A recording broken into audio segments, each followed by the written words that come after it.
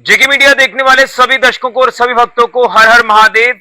तो मैं इस समय मौजूद हूं जिला सांबा के उत्तर बहनी तीर्थ स्थल में, जिस तीर्थ स्थल को आप छोटा काशी के नाम से भी जानते हैं।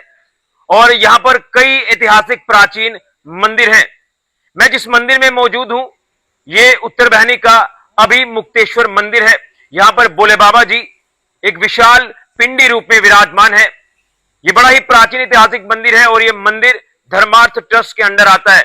और इसी तरह से यहां का एक और प्राचीन मंदिर, जिस मंदिर को आप लक्ष्मी नारायण मंदिर कहते हैं, और उस मंदिर का नाम जो है वो दरअसल गदाधर मंदिर है। इसी के साथ साथ जिस मंदिर में मैं मौजूद हूं, इससे आगे चले जाएंगे तो वहां पर रणवीरेश्वर मंदिर आपको दिखेगा। ये बड़ा ही एक मंदिरों का समूह है, एक सर्किट है। और इन मंदिरों का निर्माण हमारे महाराजा गुलाब सिंह जी ने शुरू कराया था। वो चाहे अभिमुक्तेश्वर मंदिर हो या फिर गदाधर मंदिर हो, जो लक्ष्मी नारायण मंदिर है। लेकिन जिस तरह से महाराजा गुलाब सिंह जी का स्वर्गवास हो गया और उसके बाद इन तमाम मंदिरों के निर्माण कार्य को पूरा करवाया महाराजा रणवीर सिंह जी ने। तो आज मैं आपको इस मंदिर में विराजमान महादेव जी के दर्शन भी कराऊंगा और इस मंदिर का इतिहास भी आपके तक पहुंचाने की कोशिश करूंगा। लेकिन उत्तर बहनी पुरमंडल, जो कि छोटा काशी के नाम से जाने जाते हैं, और कहते हैं कि जब आप बाहर तीर्थ यात्रा करते हैं तो यहां पर जब आप आकर स्नान भी करते हैं, गुप्त गंगा यहां से जो बहती है, वहां यहां पर आकर भी अगर स्नान करते हैं तो आपके तीर्थ जो है वो पूरे हो जाते हैं, सफल हो जाते हैं। तो चलिए मंदिर का इतिहास जानते हैं और महादेव भोले बाबा जी के आपको दर्शन करवाते हैं। तो मैं अभी मुक्तेश्वर मंदिर में पहुंच चुका हूं और ये देखिए विशाल पिंडी स्वरूप भगवान भोले बाबा जी का, महादेव जी का यहां पर आप देख रहे हैं कि साक्षात विराजमान है। ये जैसे मैंने कहा कि ये प्राचीन मंदिर है, जो कि ये मंदिर धर्मार्थ ट्रस्ट के अंदर आता है। और आज भी आप ऊपर दीवारें देखेंगे मंदिर की, मैं एक एक दीवार आपको दिखाने की कोशिश करूंगा। वही पुरानी नक्काशी हुई है पुराने समय की, और आज भी ये नक्काशी देखकर ऐसा लगता है कि ये निर्माण कार्य अभी हुआ है, रिसेंट हुआ है। लेकिन जिस तरह से जब भी हमारे अलग अलग धार्मिक त्योहार होते हैं तो यहाँ पर जो श्रद्धालु हैं, जो सनातनी हैं, वो यहाँ पर पहुंचकर भोले बाबा जी को जल अर्पित करते हैं, रुद्राभिषेक करते हैं, जलाभिषेक करते हैं और पुण्य के भागी बनते हैं। तो मैं जानने की कोशिश करूंगा, यहाँ के पुजारी जी हैं उनसे भी जानेंगे क्या कुछ उनका संदेश रहेगा, इस इतिहास को क्या कैसे आपके तक पहुंचाएंगे। पुजारी जी, आप हमारे साथ आए और मंदिर का इतिहास बताएं। क्या कहेंगे इस मंदिर को लेकर, जो कि एक ऐतिहासिक मंदिर है धर्मार्थ ट्रस्ट के अंदर, और इस मंदिर का निर्माण महाराजा गुलाब सिंह जी ने शुरू कराया था, फिर स्वर्गवास हुआ और उसके बाद महाराजा रणवीर सिंह जी ने कराया था। इस मंदिर को लेकर क्या कुछ कहना चाहते हैं? ये मंदिर लगभग 200 साल प्राचीन है और महाराजा गुलाब सिंह ने जिसकी शुरुआत की थी, और इसको बाद में पूरा निर्माण जो महाराजा रणवीर सिंह ने किया था। महाराज का सपना था कि जहाँ से लेकर पुरमंडल तक काशी बनाया जाए, और जैसे काशी में पूजा होती है वहाँ जहाँ भी ऐसे ही पूजा हो। उस समय महाराज ने इधर संस्कृत विद्यालय भी खोला था, और महाराज ने नर्मदा से हजारों की तादाद में शिवलिंग लाए हैं, जो अभी भी जहाँ पर पड़े हैं, अभी भी हमारे पास कमरे में पड़े हैं। जो महाराज का सपना था कि जहाँ से लेकर पुरमंडल तक मंदिर ही मंदिर होंगे, जहाँ से लेकर पुरमंडल तक 5 कोसी पूजा होगी। और जो महाराज का सपना था वो अधूरा रह गया। उसके बाद महाराजा रणवीर सिंह ने एक रामचंद्र जी का मंदिर बनवाया है, जो ये मंदिर अभी मुक्तेश्वर नाम से जाने जाता है, और ये देविका तट के किनारे पर है, और साक्षात माता पार्वती गुप्त गंगा के रूप में उसके किनारे पर ये अभिमुक्तेश्वर मंदिर है। और जहाँ पर सावन महीने में लगभग रोज नहीं तो दूसरे दिन रुद्राभिषेक वगैरह होते हैं, और बहुत बड़ा महात्मा है। हर मत्स्या को जहाँ पर हजारों की तादाद में लोग आते हैं, और जो मनोकामना जहाँ पर लोग करते हैं उनको अवश्य उसका फल मिलता है।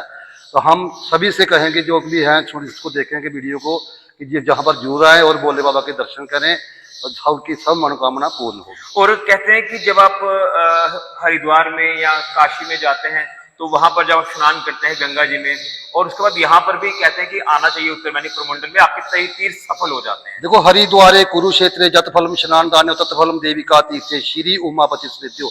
जितना फल हरिद्वार कुरुक्षेत्र में दान पुण्य से प्राप्त होता है, इतना फल इधर देविका माता के चरणों में आने से प्राप्त होता है।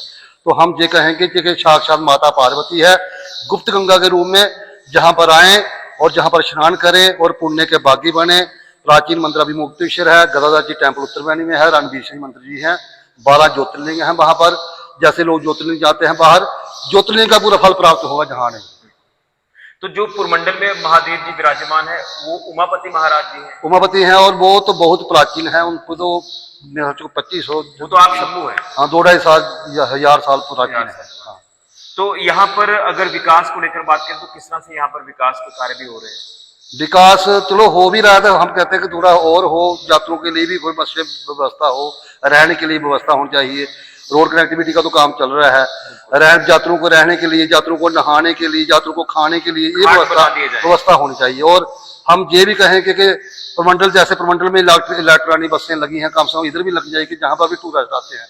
हम ये भी कोशिश गवर्नमेंट से कहते हैं कि जहाँ भी 2-4 बसें लगाई जाएं, जो यात्री बाहर जाते हैं उनको थोड़ी सुविधा मिल सके। ये तो सरकार को मैसेज हो गया, आप सनातनियों को क्या आप संदेश देंगे? सनातन को हम ये कहेंगे कि हरिद्वार से भी ज्यादा महात्म है, जहां पर आए और अपनी मनोकामना पूर्ण करें।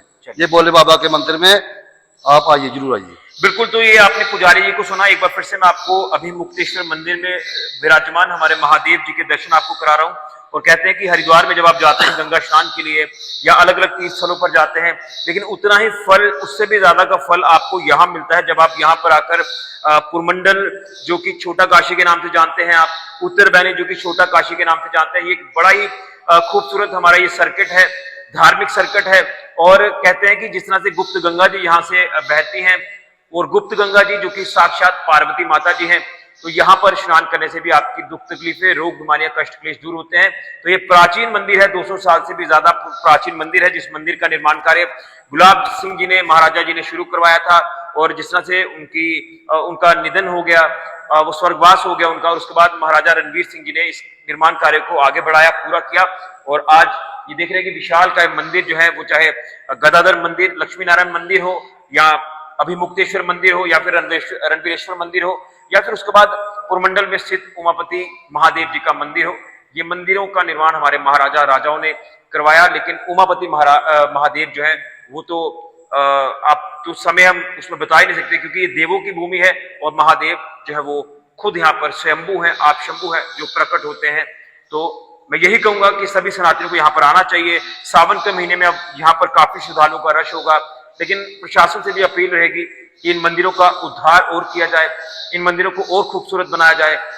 जो देवी का घाट है वहां पर अलग अलग घाट बनाए जाए, ताकि अच्छे से हमारा ये टूरिस्ट सर्किट जो वो डेवलप हो जाए और यात्री यहाँ पर आए। बस सेवा शुरू की जाए, ई बस सर्विस जो पुरमंडल तक है, तो उत्तरबैनी में भी लगाई जाए। लेकिन उससे पहले ये दर्शन आपको इसलिए करवा रहा हूं, अगर आप नहीं आ पाते तो आप घर बैठे ही अभिमुक्तेश्वर मंदिर उत्तरबैनी छोटा काशी में, यहाँ पर भोले बाबा जी आप देखिए कि साक्षात विराजमान है, विशाल काय पिंडी महादेव जी की यहाँ पर विराजमान है। तो सभी से कहूंगा कि अपने सनातन को आगे तक लेकर जाएं, और हमारे धर्मार्थ ट्रस्ट के अंडर ये आने वाले मंदिर जो यहाँ पर आप देख रहे हैं कि बड़े ही खूबसूरत मंदिर है, तो आप भी आए, महादेव जी का आशीर्वाद प्राप्त करें, पुण्य के भागी बने। सभी से मेरी अपील रहेगी। फिलहाल के लिए हम राहुल के साथ ऋषि खजुरिया, जेके मीडिया के लिए हर हर महादेव।